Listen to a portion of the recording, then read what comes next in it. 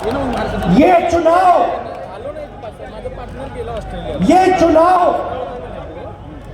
Vote वाला चुनाव नहीं है। ये चुनाव हिंदुस्तान को बचाने वाला चुनाव है, संविधान की रक्षा वाला चुनाव है। धन्यवाद। जय हिंद।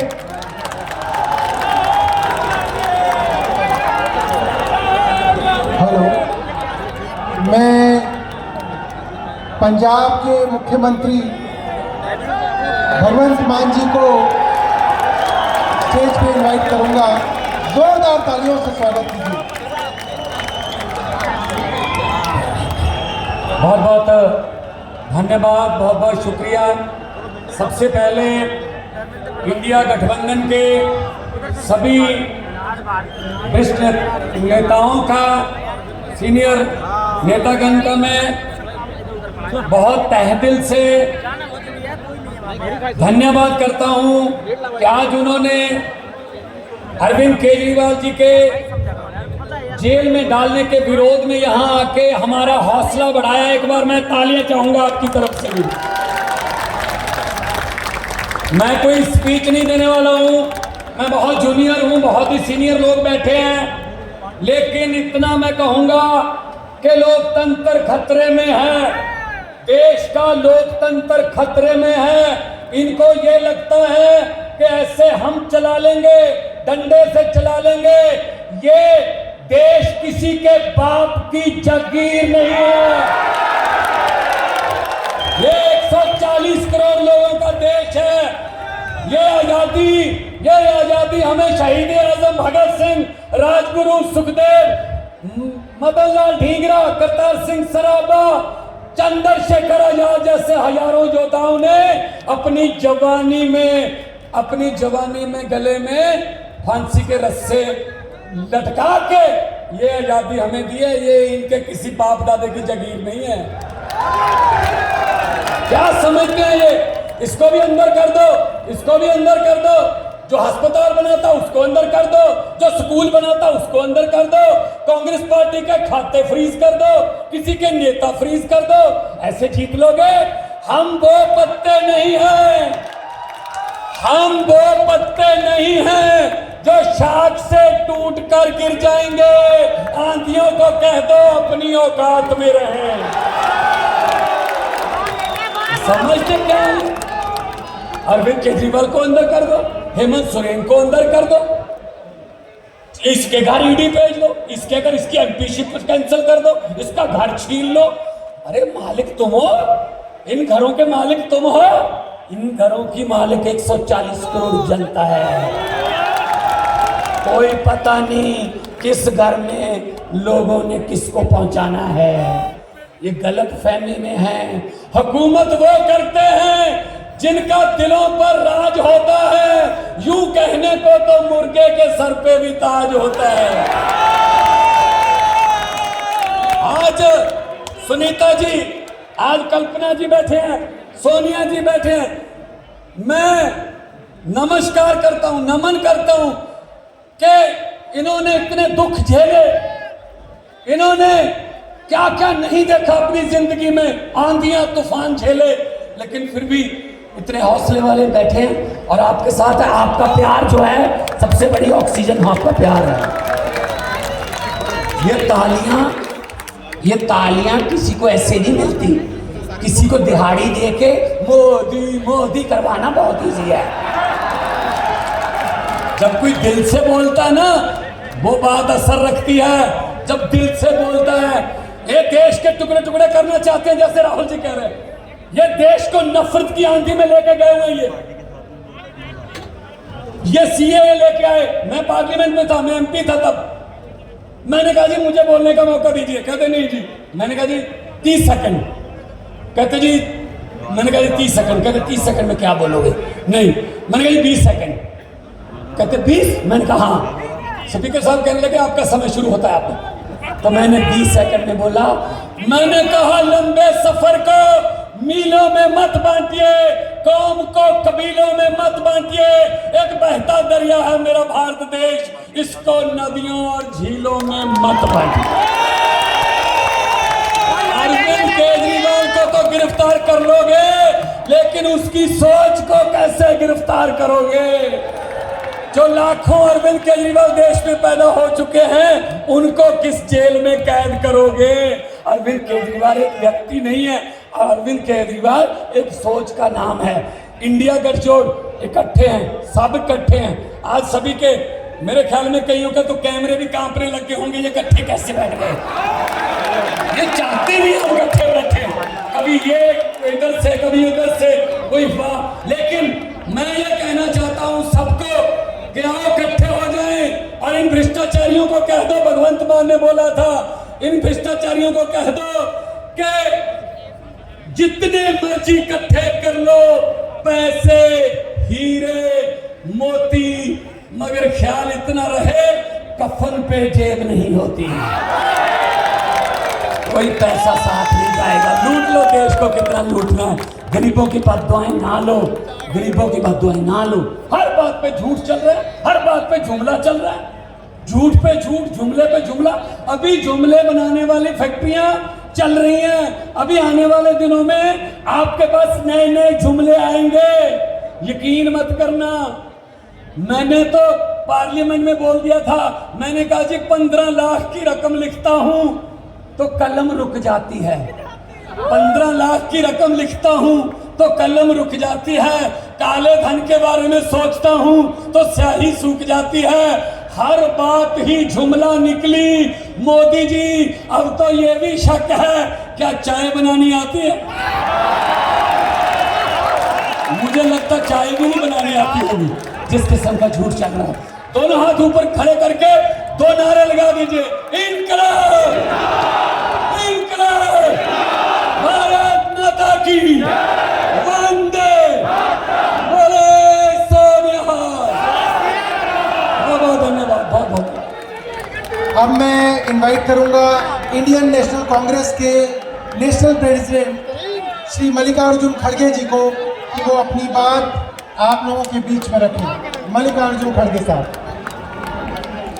आज देश के सबसे सीनियर नेताओं में से एक हैं, जिन्होंने अपने बचपन से अब तक बहुत सारे,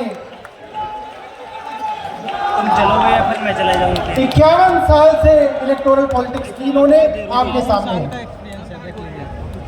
अरे यार, मेरा 200 साल का एक्सपीरियंस है।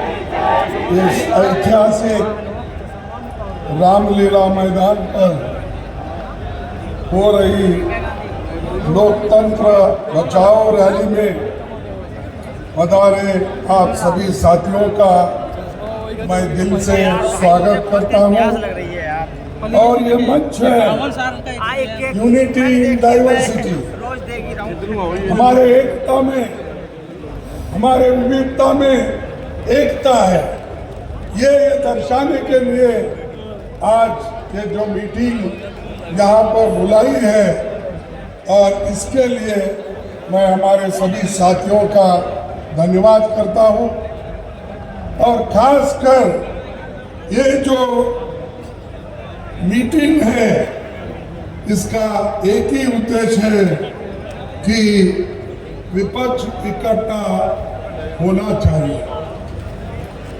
इसीलिए इस सभा में उपस्थित हमारे नेता श्रीमती सोनिया गांधी जी, श्री राहुल गांधी जी, शरद पवार जी, भगवंत मान जी, चंपई सोरेन जी, अखिलेश तिरुतोल जी और पूरम अनीस कुमार जी, इतने पार्टी के नेतागण इस मंच पे बैठे हैं। और ये किस लिए बैठे? कि इस देश को बचाने के लिए, इस देश में एकता रखने के लिए, इस देश के डेमोक्रेसी को बचाने के लिए और इस देश के संविधान को बचाने के लिए ये लोग सारे इकट्ठे हो गए। मोदी तो डेमोक्रेसी नहीं चाहते, वो हमेशा तानाशाही के विचारधारा वाले हैं। मुझे परसों वो मिले थे कल मिले थे राष्ट्रपति भवन पे। वहां पर शाह थे, नड्डा थे और मोदी जी भी थे और दूसरे नेता लोग भी थे। तो मुझे नड्डा जी ने पूछा कि आपका चुनाव प्रचार कब से हो रहा है और आपका लिस्ट कब फाइनल हो रहा है। तो मैंने यही कहा, हमारा लिस्ट तो फाइनल हो रहा है, लेकिन हम जो चुनाव करना चाहते हैं वो निष्पक्ष चुनाव नहीं हो रहा और मेरे खाते में, मेरे पार्टी के खाते में जो पैसे थे वो पहले ही चोरी हो गए और खास करके जो पेनल्टी लगाई है वो 3,567 करोड़ का 3,567 करोड़ की पेनल्टी मुझ पे लगाई है। 14 लाख का हिसाब हमने नहीं दिया, इसीलिए उन्होंने 135 करोड़ का जुर्म लगाया। ऐसा इंटरेस्ट पे इंटरेस्ट, इंटरेस्ट पे इंटरेस्ट। तो आपको क्या जेल चाहिए, क्या आपको गठबंधन चाहिए? ये मैं दावे के साथ कहता हूं, किन किन नेताओं को उन्होंने डराया। ऐसा ही डरा डरा के बहुत से एमपी खरीदा, एमएलए खरीदा और उन्होंने नए सरकारें बनाई। ये है मोदी की नीति और इस मोदी को जब तक आप नहीं हटाएंगे, मोदी के विचारधारा को जब तक आप नहीं हटाएंगे, इस देश में सुख और समृद्धि कभी नहीं आएगी। इसीलिए हमको लड़ना है डेमोक्रेसी बचाने के लिए, लोकतंत्र की रक्षा करने के लिए और संविधान को बचाने के लिए। संविधान है तो आपको रिजर्वेशन है, संविधान है तो आपको मूलभूत जो अधिकार है, फंडामेंटल राइट्स, वो मिलेंगे और संविधान नहीं है ये कुछ नहीं मिलेगा। आप याद कीजिए, मेरे माताओं से मैं निवेदन करता हूं, आप याद कीजिए, अगर बीजेपी की सरकार इस देश में संविधान बनाती तो वो पहला काम करते, महिलाओं को वोटिंग की पावर ही नहीं देती, क्योंकि उनके विचार वैसे हैं।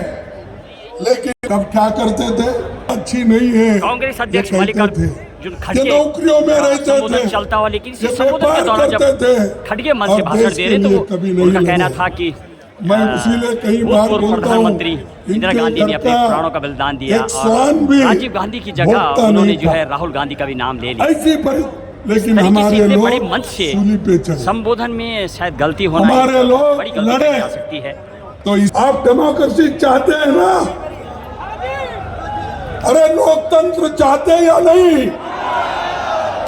जो लोकतंत्र चाहते हैं वो हाथ उठाइए दोनों, और जो तानाशाही का समर्थन करते हैं उनको इस देश से निकाल के फेंकना पड़ेगा। ये लोग आज, ये तो देखिए, ये बीजेपी खास करके ये एक पॉइजन के जैसा है, आरएसएस ये पॉइजन के जैसा है। अगर आप चाहते हैं चलो भाई इसको भी हम देख लेंगे थोड़ा चाट के, क्या बोलते हैं आपके इसमें मुझे मालूम नहीं, चाट के, तो चाट के अगर विष को देखेंगे तो भी मरेंगे, विष पिएंगे तो भी मरेंगे।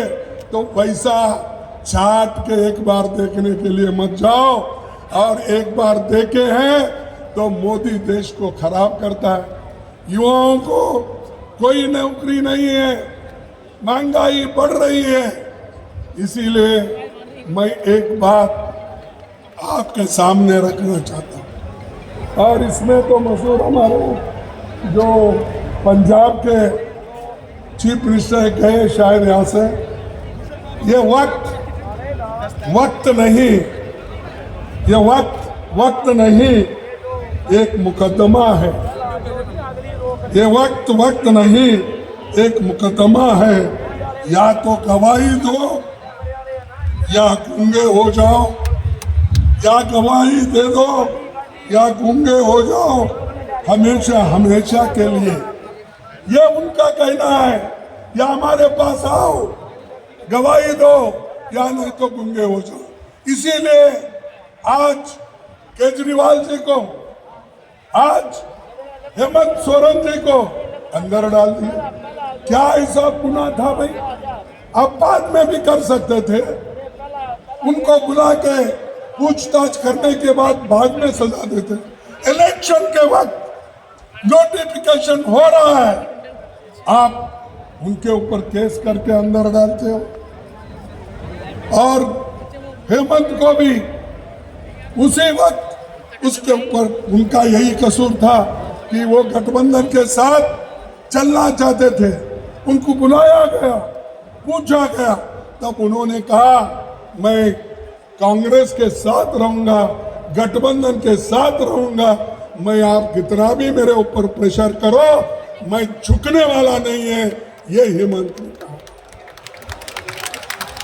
तो इसलिए मोदी जी ने केस बनाया और उनको अंदर डाला। क्या यह लेवल प्लेइंग ग्राउंड है? क्या यह मैदान है